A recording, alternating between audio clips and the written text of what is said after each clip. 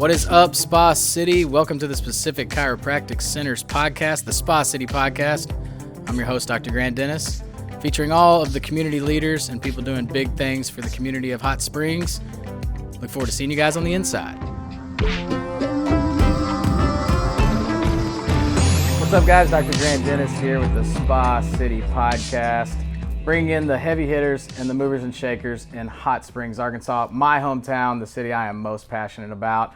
And I'm really excited about today's episode. I've got a fantastic guest here. Nobody who knows Hot Springs better about what makes Hot Springs unique when it comes to tourism, advertising, media, really to display the beauty that is Hot Springs, Arkansas.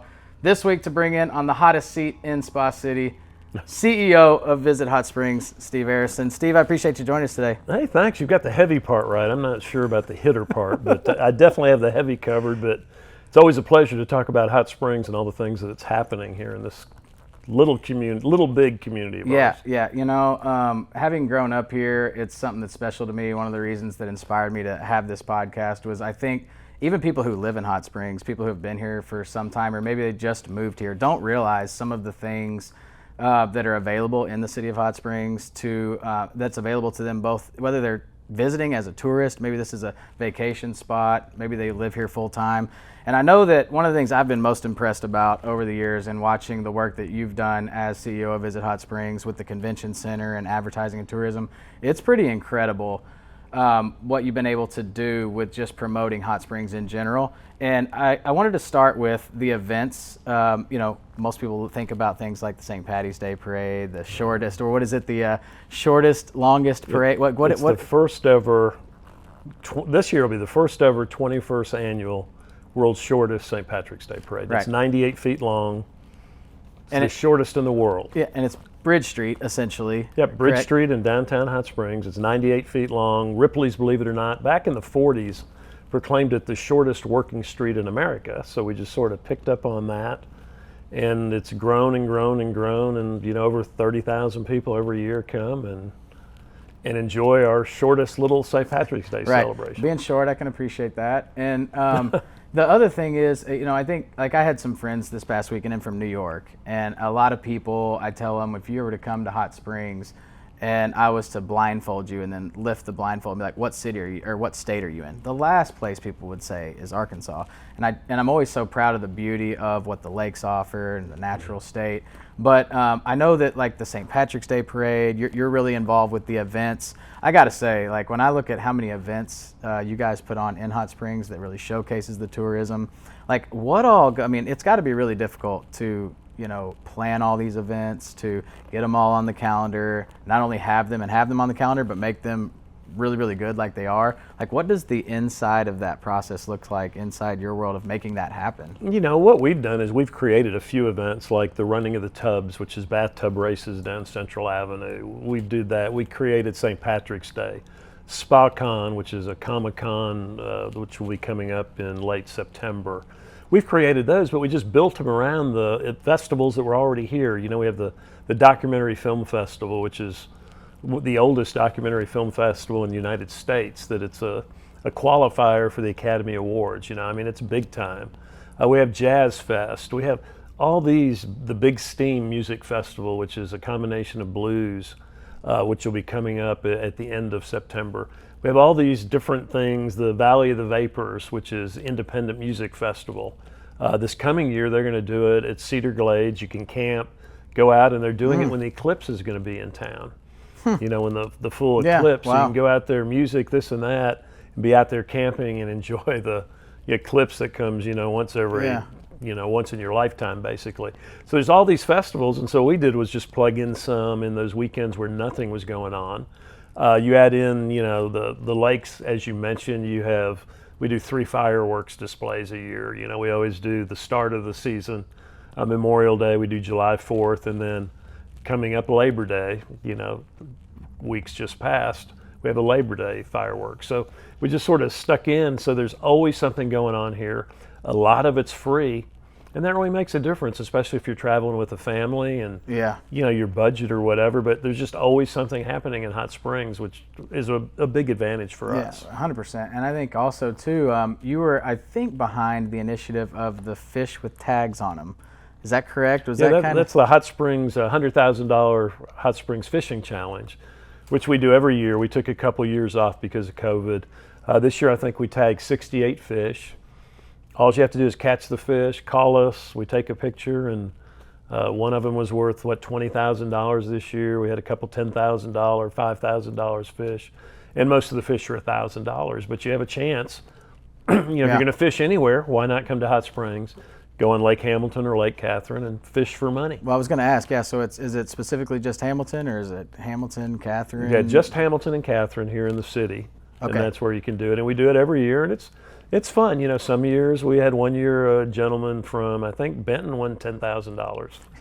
Caught a catfish worth $10,000. I mean, are you kidding me? That's not bad. For all the fishermen out there, geez, if you didn't know that, or you live in Hot Springs and you weren't aware of that, man, you should be. If you're gonna fish, go out there. It's not a bad deal at all. That's a sweet deal. You go out and just snag a $10,000 fish. And that was obviously one of your ideas, and that's really incredible. Another thing I want to segue for a second is on a lot of people. I think you mentioned the free aspect, where a lot of these events are free for the people, don't charge to be at these events.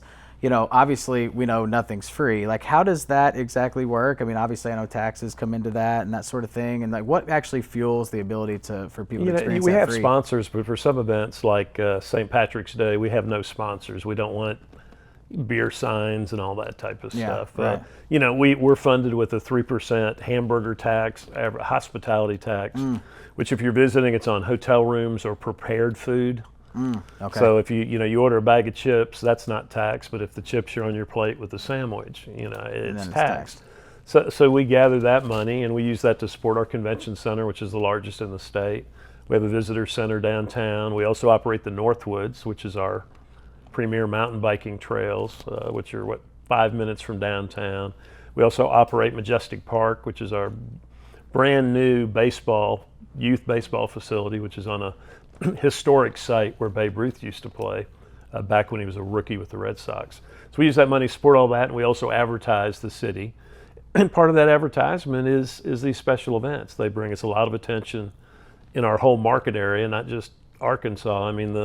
The St. Patrick's Day event's listed in the top 10 parades nationally now. We're up there with Chicago and Boston and Savannah. And here's Hot Springs, which is pretty amazing for a community of, I think we have 100,000 people in the whole county. Yeah. The city's smaller than that. And so for a place like that to have, all this going on, people just like you say, they don't understand where they are. They get here. Yeah.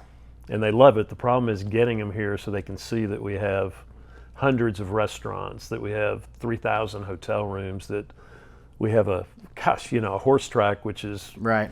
Worldwide, the best horses in the world race there. We have all these things in this little bitty town nestled in the spa city here down in the valley. Yeah, and I love it. That's one of the inspirations behind wanting to do this podcast. Was I think a lot of people, it's easy to, when you grow up here, take for granted a lot of what is offered, from this perspective of tourism, but just to you as a local. You talked a little bit about Oaklawn. I think I would be remiss if I didn't talk about Oaklawn with you a little bit, just in your unique role with tourism. I would have to think, and what would you say are the top three in your view, and you would know probably the stats behind this, the top three things that bring people to Hot Springs? Do you know that offhand? Well, you have the national park. You can't underestimate the national park is huge. You've got Oaklawn, which is the #1 tourist attraction in the state of Arkansas. How many people go through there a year? The lakes obviously are right up there. Right. Then then you've got Garvin Gardens is a big draw, Magic Springs in the summertime. But the national park in Oaklawn, you've got in the lakes and just the outdoor recreation.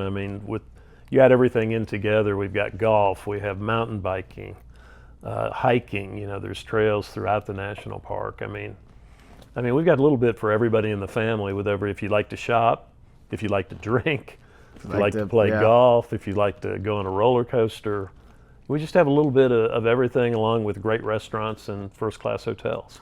Now, is Magic Springs? I know that's been, when I was a kid, Magic Springs was closed. It was kind of a thing of the past, and then it was kind of revitalized when I was in my late teenage years, and then that was a big thing when we were younger. Is New Magic Springs. Was that initiative something done by the city of Hot Springs, or was that a private entity? Or Yeah, it was a private entity. We got some people interested. They reopened it back up many years ago. They have concerts. They have a beautiful amphitheater out there, and it's a private entity, and the city worked with them and got it reopened. And there's not a theme park in Memphis. We're the closest steel park to Memphis, which is pretty incredible. So just still yet another draw, to the city. Yep. You talked about also Majestic Park, obviously being a former collegiate baseball athlete and playing at Lakeside, and I grew up playing baseball, and so I loved the Majestic Park move. And for those who haven't seen that in Hot Springs, if you've never went by and seen that, that's a spectacle to see. I mean, just the beauty and the money and the turf and the renovations there. And I know that baseball weekend is, a big deal. That sort of, is another big attraction. I think you guys just had that here recently. Maybe give us an insight into some of the highlights from baseball weekend. Talk a little bit about, what that. Yeah, we decided a long time ago to take advantage of our baseball history. When I moved here 26 years ago, I heard some stories, but then you start looking into it and you realize that Babe Ruth came here and with the Red Sox, his first 2 years with the Red Sox. Hank Aaron played here. Jackie Robinson played here. Satchel Paige played here. 49% of the people in the Hall of Fame actually played baseball in Hot Springs. So when the fields became available, the boys club went out of business. They gave us the fields. We sat on it for a little while, and then we decided to build a complex. And it's first class, all turf fields, wonderful. We put up a statue of Babe Ruth at the start of the year. It's one of only 3 in the world of Babe Ruth. It's 1,500 pounds, 8 feet tall, bronze of the Babe at his heyday. Incredible things happened at this site. We have historical markers, so today's kids can learn about the past. They can learn about the Negro Leagues played on these fields. Josh Gibson played on these fields. I mean, it's all this history, so we're trying to teach it to the kids, Yeah.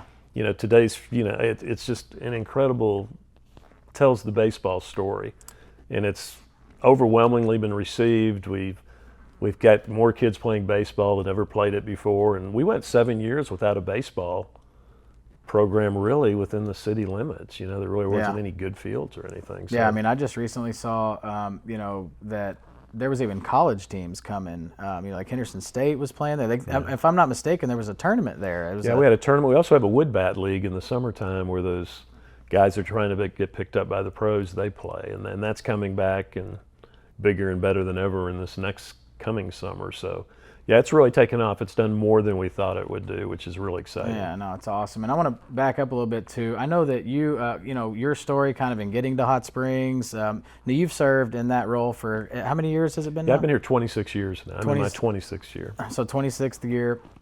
What was sort of the springboarding, your kind of story behind how you got in that role? I know I did a little research before, and that you started in Pine Bluff in hospitality, if I'm not mistaken, of some sort. Right, yeah, I was a hotel general manager. I used to run hotels in Lubbock, Las Cruces, San Antonio, Memphis. So that's what brought me to Pine Bluff originally. So I moved back. I was in Louisville for 6 years, then took a job in Pine Bluff. And it was connected to the convention center. And I was running it for a couple of years, and then the convention center manager left. So I could get a raise, some more money. So I just put my stuff on a cart and rolled it next door. Right. And then I was in the convention center business. Right. So then I was there a couple of years, and then they were getting ready they were expanding the convention center here from its 70,000 square feet to like 200 and some thousand square feet. So just moved up the road here, and I've lived happily ever after. It's a great place to live, a lot to do, and you're so close to everything else. It's just, it's the perfect spot. Yeah, and I think one of the things that is most intriguing is the story of Hot Springs. I was reading into something that I wasn't even, aware of. Is it really true that back in the day, baseball players, when the reason they liked to come to hot springs was because they got so drunk that the hot spring water was supposedly able to cleanse them of impurities faster to be able to play the next day. Is there validity to this? Yeah, there is. They called it boiling out at the springs. So they'd bring them here and try to boil all the alcohol out of them. Of course, we had 2 horse tracks at that time.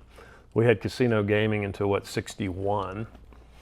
So, but back in the day, that's why they came, and they'd run them up and down the hills of the national park and get them in shape for the season. And I think Cap Anson with was the White Stockings, what are now the terrible Chicago Cubs. Yeah. Oh gosh. Okay. I had to get went there. I had to get my Cub dig. I'm a Cardinal fan. Okay. The Cubs. The White Stockings came here in '86. Cap Anson brought here because he thought the water would be good for him and the national park and all that. And dang if they didn't win the pennant. So the next year, everybody came down here and stayed. No kidding. Until the weather got them, and then that's why they went to Florida. Gotcha. Because I always, when you think of minor league baseball, you think of Florida, Tucson, Arizona, all the warm climates. But it started right here. But it started right here. Right here in the Spa City. I was talking to the gentleman who owns the hat shop downtown while I was also down there, and we were chatting it up a little bit about how back in the day, when you went down, Old Central Avenue downtown, it looked like Vegas back then. He was talking about how it originated and the idea for Vegas was incepted. Is there any truth to this? Is that really what it looked like? There was a lot. I mean, Bugsy Siegel and Capone and all those guys hung out here. I mean, it was sort of a safe place. All the railroads used to come here from all over the United States because people were coming here for the baths.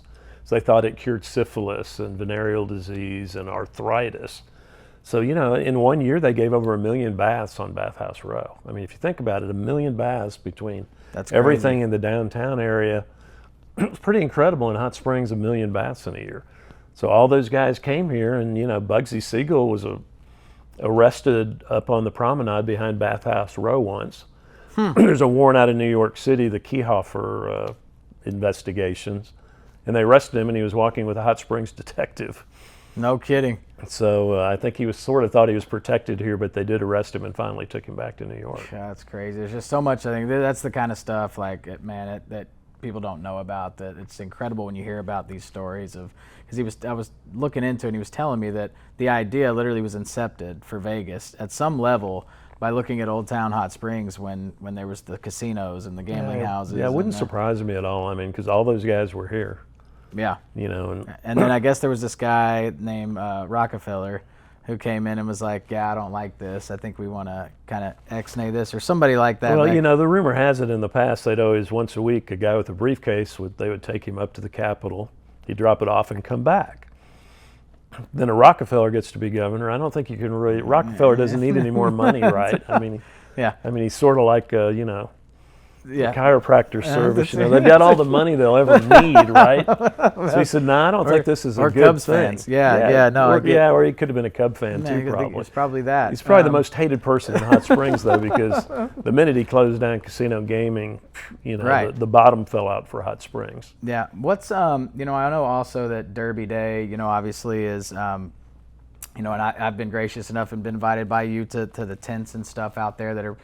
When they open the infield, it's like on Derby Day, like it's like something out of a movie. I mean, it's just incredible. Like how much of goes into like that production from the city side, maybe from Visit Hot Springs? Is that pretty much just all done by Oaklawn, or is there the city involved with that in any way? No, that's all Oaklawn. Oaklawn runs a great ship over there, with the casino, the wonderful new hotel that they opened. The Derby, it's Arkansas Super Bowl. I mean, you can talk about the Razorback games and that, but this is world-class, eyes of the world on horse racing right here on Hot Springs. So it's just an incredible day. It's fun. Everybody gets dressed up. You see hats. It's just a big celebration for the whole city. Yeah. What does it look like with bringing in some of the big names? You guys have done an incredible job of bringing in big name people for some of these events. What is that? I mean, how difficult is that? What does that process look like? I mean, is it you getting on the phone and just calling them, or is it your team, or like how do you guys get such a big? Well, you got to know people. I mean, obviously, if you're paying attention, Oaklawn is bringing in some great names. I mean, they bring in the best of the best. They're doing a great job selling tickets, doing it good. We bring in certain acts for our free events. I know St. Patrick's Day coming up. We'll We've already announced Pat Green will do a free concert the Saturday night before St. Patrick's Day. And we always try to have a really good band. I mean, it's just part of it. I mean, people in California we call, and for the St. Patrick's Day parade, we've had everybody from Kevin Bacon to Bo Derek to, name Danny somebody, Trejo. Joey Fatone, Cheech Marin, Danny Trejo. We've had Morris Day and the Time. We've had Grand Funk. We've had Three Dog Night. We've had Smash Mouth. Yeah, It's all part of that celebration, and it just focuses everybody on Hot Springs. I mean, I'd rather do that than spend $33,000 for an ad in a Bass magazine. No, yeah, absolutely. Do you think that, like looking at the to the future of Hot Springs, I think it's no secret that people are moving here a lot. It's becoming kind of as the world's shifting around and people are moving quite a bit. I think it's fair to say it's becoming a little bit of a hotbed of, I know there's been moratoriums on Airbnbs and people are swiping up the real estate on the lake. But for you though, what do you kind of see as the future of Hot Springs with tourism? I mean, do you think what's kind of your vision or future for what you can see happen there? Well, I think everything, we're on a roll right now. We're setting records every year. This will be a record year. Next year looks like it'll be bigger than this year. It's just, you've just got to keep up with it. I mean, you don't want over tourism. You want people to come and have a great experience. And I think that's what the city is doing a real good job of looking to the future. You've got to look at your infrastructure. We don't want to be Branson where, you leave your hotel and you're stuck in a traffic jam for an hour trying to get anywhere. You don't want that. So we've got to look at that. We've got to look at affordable housing, like you said, short-term rentals, VRBO, Airbnb, all those kind of places. They're buying up all these houses that you used to be able to rent for on a monthly basis for a reasonable amount, and they're selling them for $1,000 on the weekend. So they don't want that anymore. So, if you're an hourly employee making 14, 15, 16 bucks an hour, where are you going to live? You don't want to be like Key West where, they're busing people in from Miami, or they have their own dorms, where they can put their employees. So those are things that we're going to have to deal with. It's a nice problem to have. I'd rather have that problem than have empty streets like they did when the gaming went away. Yeah. But I think we're managing it very well right now. We've got really great new businesses coming in.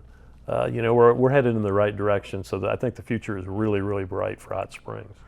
The convention center, I know, is one of the bigger, managed things probably that you on an ongoing basis, I would imagine, are managing as far as like an operation. And I know that one of my favorite things growing up was the game. It was Lakeside and Lake Hamilton.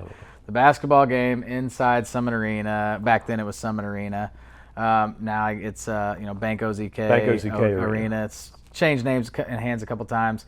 What does I know that you were really involved with that expansion of that. What did that take? What did that look like back when you were first kind of constructing that? There was an idea. Was it just an idea that the city had? Was it a need? What did that look like? No, it was an idea that Bob Wheeler, who was Mr. Hot Springs at that time, was a city board member, ran the Miss Arkansas pageant. I mean, we needed an arena. Miss Arkansas was getting bigger. We needed to have a space for that. We had no sports tourism. We needed a place for that. And that was before Lakeside and Lake Hamilton built their gyms and, all the big school expansion went. So we built it. It's multi-use, but we host a lot of sporting events. I mean, we have state high school basketball for another 3 years. We have state volleyball championships, state cheerleading championships, Great American Conference. We've hosted their volleyball. Mm-hmm. So we've done a lot of sporting events, but mainly it's used for trade shows and big convention business. Because it's the largest convention center in the state. We do a lot of business that brings a lot of people to town, and it helps everybody. It's a big economic demand generator for the county. Yeah, I didn't even realize that until you just said that it's the largest convention center in the state. I mean, I knew it was big. I mean, I know there's been FLW there before. There's we've been had all these weigh-ins. All sorts of stuff. Yeah. What would you say is maybe something maybe the local doesn't know about Hot Springs? Well, I think it's sometimes you wonder. A lot of people think the convention center just sits empty, and it really doesn't. I mean, it's booked most of the time. I think every now, when you have the motorcycle rally in town, because you can see them and hear them. Right. But we have a lot of business down there. I don't think people realize how busy the convention center is and exactly how many people it brings into our community. They don't just spend their money at the convention center. They spend it at hotels.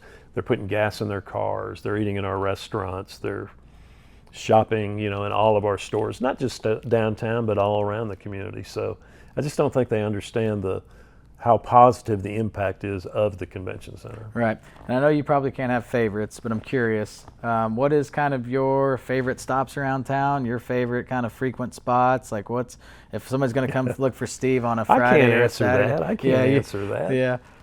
No, we've just got so much to do. It depends what you want to do. We've got great franchise restaurants, but, I sort of tend to go to the locals. Mm-hmm. The Stubbies, the McClards, the DeLucas. I'm not going to leave somebody out. We've got fine dining. If you look at 501 Prime, the Vault, There's so many. There's so many. I don't want to leave anybody out. But we just have a little bit in each niche for whatever you want. We have new restaurants opening all the time. We have Japanese is just opening. It's just, right. It's crazy. There's always a choice here. If you want it, you can find it. And if you're a Cubs fan, like I know you are, you can frequent Rocky's Pizza and you can catch a Chicago dog. And I'm dragged into Rocky's every now and then. Yeah. Unfortunately, I am, but the Cardinals will be back next year. No, it's okay. There's always next year. I've been saying that as Cubs fans for years. Anybody can have a bad century. That's true. So, That's true. I think that's it's fair to say. Just in closing, one other thing that I think our viewers would be interested to hear is there potentially anything you can divulge that's new expansion? Is there anything that's on the horizon that may or may not, and if it's obviously not public knowledge, you have to share that, but is there anything coming that they can be excited about that's on the docket? I think the Arlington's renovating. They've got half of the outside done that looks really nice. We have a new Hampton Inn coming in downtown across from DeLucas Pizza, which will hopefully be breaking ground September, October. So, there's just a lot of different things going on, Gotcha. A lot of balls up in the air, and it's just a great time to be in Hot Springs National Park, Arkansas. Yeah, well, man, listen, Steve, I appreciate you taking some time to spend with us today, talking about everything that is going on with tourism in Hot Springs, and I appreciate you being on the hot seat today. Hey, thanks for having me. I love your new offices. I can't wait to look around and see them, and glad you're part of our business community. Absolutely. Well, folks, that's going to do it for today. We appreciate you tuning in. Look forward to seeing you guys next week on the Spa City Podcast. Until next time, we'll see you.